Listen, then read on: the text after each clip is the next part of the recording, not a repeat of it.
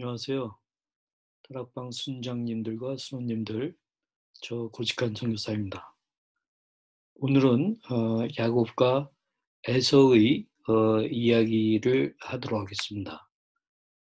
우리 파워포인트를 좀 보시겠는데요.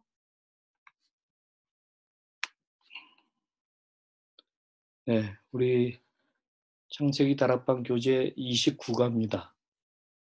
그래서 창세기 25장 19절부터 34절에서 오늘 말씀을 나누도록 하겠습니다. 다시 한번 창세기 25장 본문에 대해서 여러분들이 좀 여러 번 읽어보시고 또 들어보시기를 바랍니다. 예, 오늘 주제가 야곱과 에서인데요. 여기 서론을 좀 보도록 하겠습니다. 이삭은 결혼 후 얼마 동안 자녀가 없어 걱정을 하고 있다가 하나님께서 그의 기도를 응답하여 두 아들을 한 번에 얻게 되었다. 에서와 야곱의 출생 그리고 장자권을 두고 둘 사이에 일어난 에피소드는 우리에게 무엇을 가르치고 있는가? 제가 저희 가족 좀 스토리가 추석 전에 조선일보에 좀 나왔었습니다. 그래서 뭐 자랑스러운 일은 아닌데 저희가 우리 아픔을 좀 카밍아웃을 해서 어, 우리도 더 치료받고 또한 많은 사람들에게 위로와 격려를 주고자 하는 마음에서 인터뷰에 응했었습니다. 그래서 이 조울증 두 형제가 조제합니다. 당신을 위로할 마음의 약 해가지고 제가 두 아들과 같이 인터뷰했었는데요. 거기 네이버 판에 보게 되면은 이런 사진이 나왔었습니다. 그러나 제가 저희 자제들과 며느리의 사진은 그냥 지금 가렸는데요. 거기 보게 되면은 조우가 큰 아들이고 그다음에 그레이가 작은 아들입니다. 둘이 형제고 그다음에 또 재미있는 것은 조우의 아내 조우 아내가 그다음에 그레이의 그레이 아내가 자매거든요. 그래서 저희가 겹사돈의 그런 관계 속에서 우리 며느리들을 이제 갖게 되었는데 재미있는 거는 조의 아내인 조 아내가 사실상 동생입니다. 그러니까 그레이 아내보다도 2살 아래의 동생입니다. 그러니까 우리 큰아이가 작은 딸하고 결혼한 거고 우리 둘째 아이가 그 집의 큰 딸하고 결혼한 겁니다. 그래서 우리 이 큰아들의 이 조우의 조 아내 큰 며느리이죠 아무래도. 근데 재미있는 것은 우리 작은 아들이 자기 우리 장인에게 전화할 때는 안녕하세요. 제가 이 마사입니다. 하고 이렇게 이야기를 해요. 그래서 이렇게 좀 이런 것들을 제가 좀 보면서 우리 오늘 야곱과 에서라고 하는 그러한 제목을 다락방에 옥하는 목사님 달아 놓으셨는데 사실 순서대로 하면 에서와 야곱이죠. 근데 우리는 야곱과 에서라고 야곱을 더 앞에 놓죠. 그것은 이제 혈통적 의미의 장자가 아니라 하나님의 어떤 그런 은혜 가운데 얻게 된 그러한 장자의 순서를 야곱이 먼저 가졌기 때문에 그런 것이라고 생각합니다. 여기 제가 말씀을 좀 보도록 하겠는데요. 이삭이 그의 아내가 임신하지 못하므로 그를 위하여 여호와께 간구하매 여호와께서 그의 간구를 들으셨으므로 그의 아내 리브가가 임신하였더니 그 아들들이 그의 태 속에서 서로 싸우는지라 그가 이르되 이럴 경우에는 내가 어찌할꼬 하고 가서 여호와께 묻자온대 여호와께서 그에게 이르시되 그 두 국민이 내 태중에 있구나 두 민족이 내 복중에서부터 나누이리라 이 족속이 저 족속보다 강하겠고 큰 자가 어린 자를 섬기리라 하셨더라. 이런 아주 태중에서부터 두 쌍둥이가 서로 이제 다투는 이제 그러한 모습이 있고 그런데 작은 아이가 큰 아이를 큰 자가 되고 오히려 큰 자가 어린 자를 섬기게 되는 그러한 것에 대해서 하나님이 예언하셨습니다. 그리고 이제 26절 이하에 보게 되면 후에 나온 아우는 손으로 에서의 발꿈치를 잡았으므로 그 이름을 야곱이라 하였으며 리브가가 그들을 낳을 때 이삭이 60세였더라. 그 아이들이 장성함에 에서는 익숙한 사냥꾼이었으므로 들 사람이 되고 야곱은 조용한 사람이었으므로 장막에 거주하니 이삭은 에서가 사냥한 고기를 좋아하므로 그를 사랑하고 리브가는 야곱을 사랑하였더라. 야곱이 죽을 쑤었더니 에서가 들에서 돌아와서 심히 피곤하여 그래서 이제 그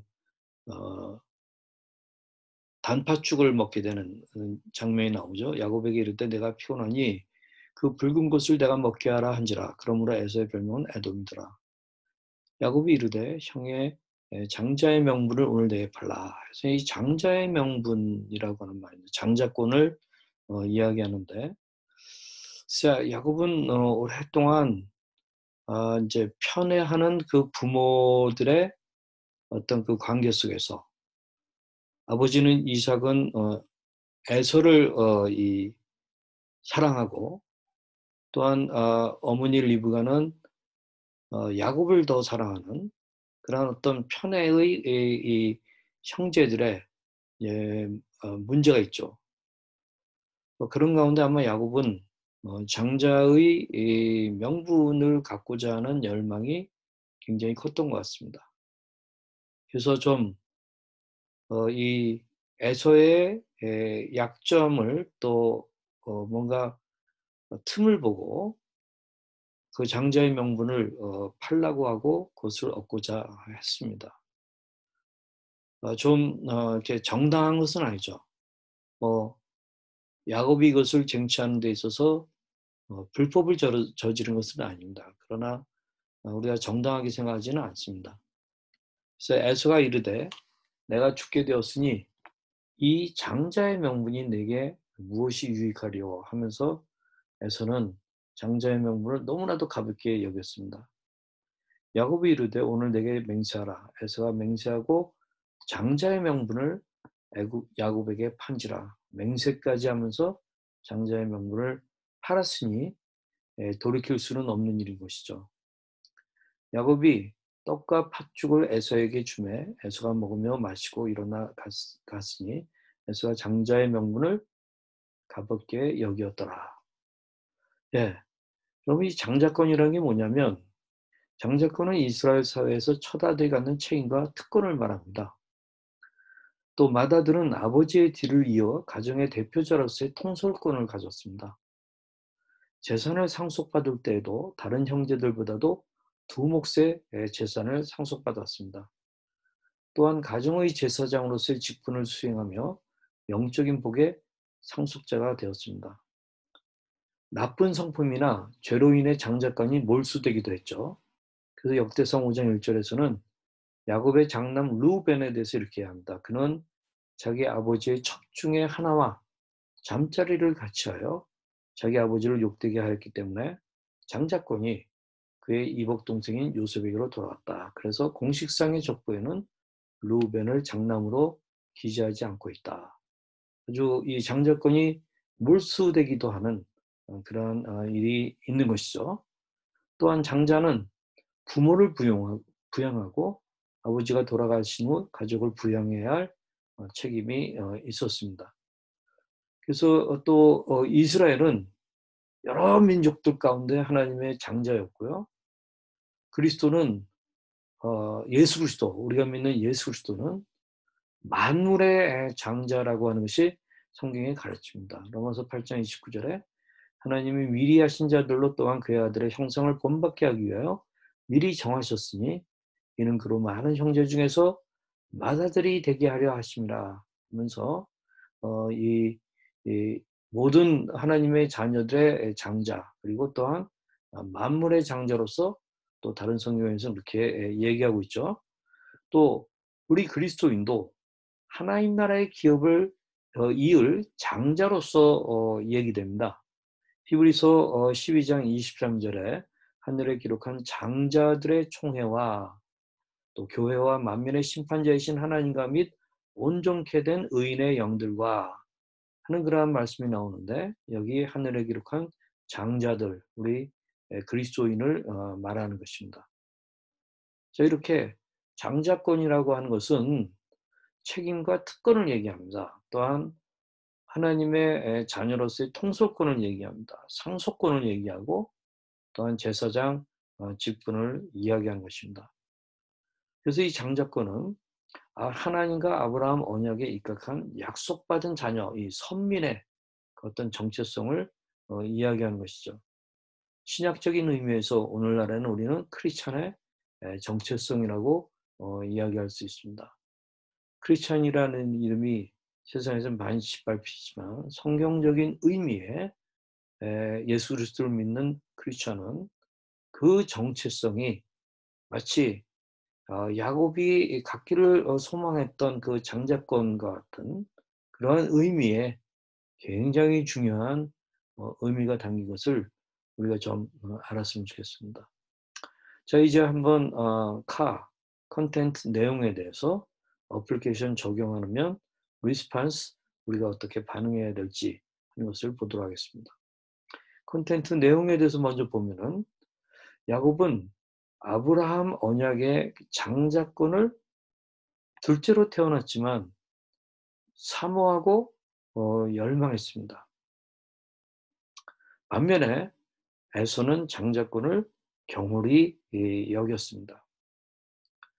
우리가 히브리서 12장 16절 17절에 보면 이러한 말이 나옵니다. 또 음란한 사람이나 한 그릇의 음식 때문에 맏아들의 특권을 팔아버린 에서와 같은 불신앙의 사람이 생기지 않도록 하십시오.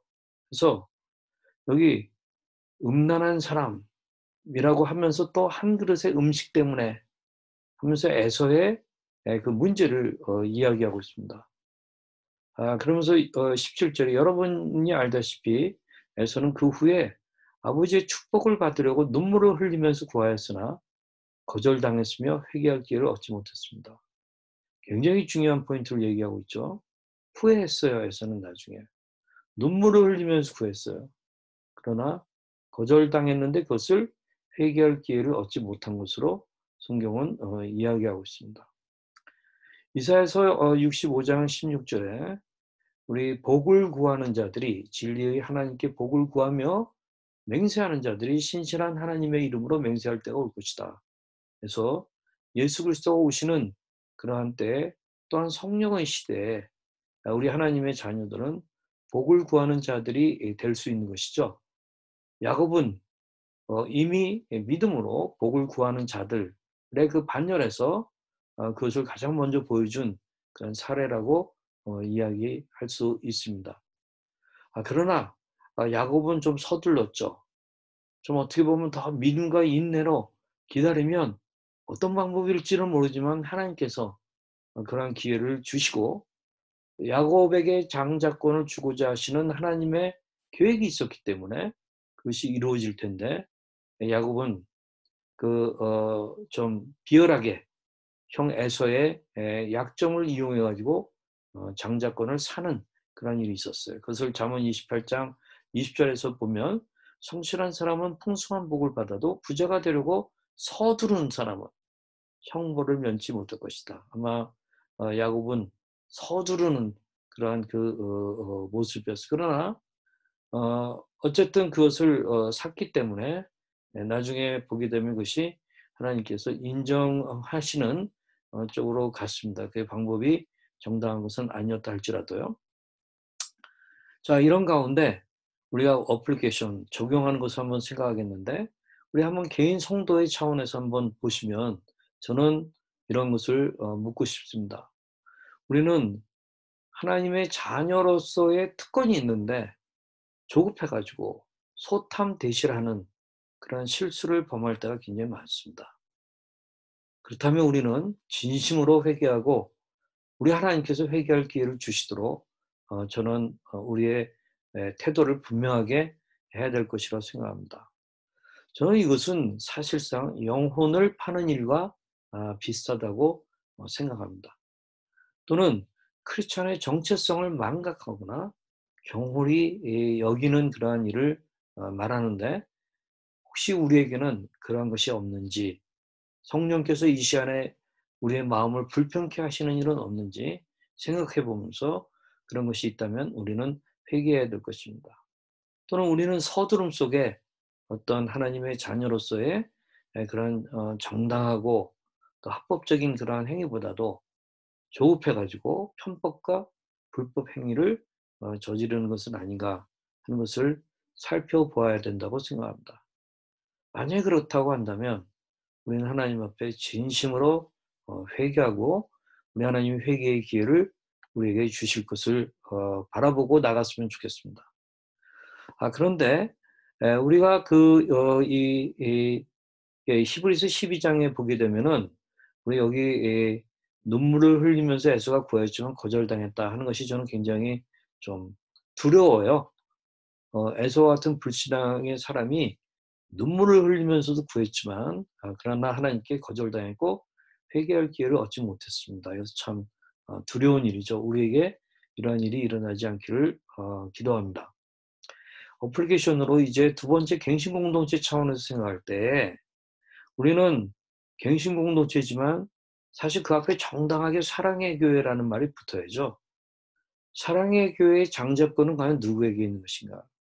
숫자가 많은 곳에 있습니까? 건물이 화려한 곳에 있습니까? 아니면 정말 사랑의 교회의 어떤 그 정신, 하나님의 말씀을 가장 우위에 두고 그 말씀에 따라서 살려고 하는 예수 그리스도의 제자로서의 모습을 갖는 그 일이 이 장자권을 가진 사람의 저는 특징이라고 보는데, 과연 우리는 갱신 공동체로서 그 장자권을 얻을 수 있는 자들인가? 장자권을 누리기에 합당한 자들인가? 또 우리는 그 장자권을 한국교회로부터 마침내 인정받을 것인가? 하나님으로부터 인정받을 것인가? 이것을 생각해 봤으면 좋겠습니다. 이 말은 사랑의 교회의 정통성이 어디 있느냐?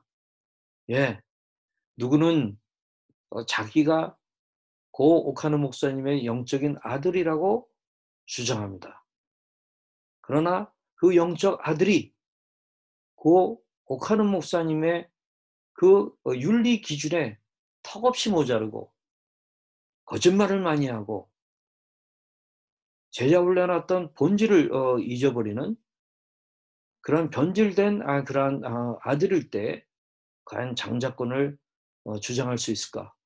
저는 그 장자권은 몰수당할 것이 분명하다고 생각합니다.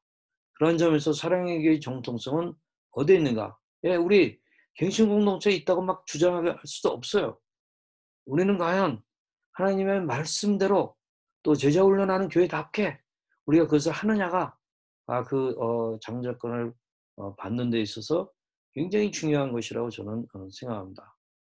그렇기 때문에 우리가 만약에 갱신한다고 하지만 이제 8년 차로 들어가 와서 이제 또 9년 차로 들어갈 텐데, 갱신 공동체가 정말 지리멸렬해지거나 고사개멸되면 과연 그 장자권이 우리에게 있다고 할 수 있을까요? 장자권이 우리에게 주어질까요? 저는 갱신의 승부는 다락방에서 난다고 믿습니다. 다락방이 막 활성화되고 거의 비순원들이 다 순원이 되고 그런 가운데에서 풍성하고 말씀 가운데 그리스도의 제자가 되는 그러한 일들이 있을 때 사랑의 교회의 장자권과 사랑의 교회의 정통성은 우리에게 주어집니다. 그렇기 때문에 저는 갱신의 승부는 제자 훈련에서 난다 생각하는데, 안타깝게도 지금까지 갱신 8년의 역사 동안에 제자 훈련이 일어나지 않고 있습니다. 제자 훈련이 일어나지 않고 있으면서도 우리가 과연 사랑의 교회의 장자권과 정통성을 주장할 수 있을까요? 물론 변질된 가운데 제자 훈련하는 그것을 우리가 하자는 얘기 아닙니다. 그러나 본질을 찾아가지고 하는 일은 너무나도 중요하다고 생각합니다. 이제 우리가 리스폰스, 우리가 어떠한 반응을 할지 하는 것을 한번 생각해 봅시다.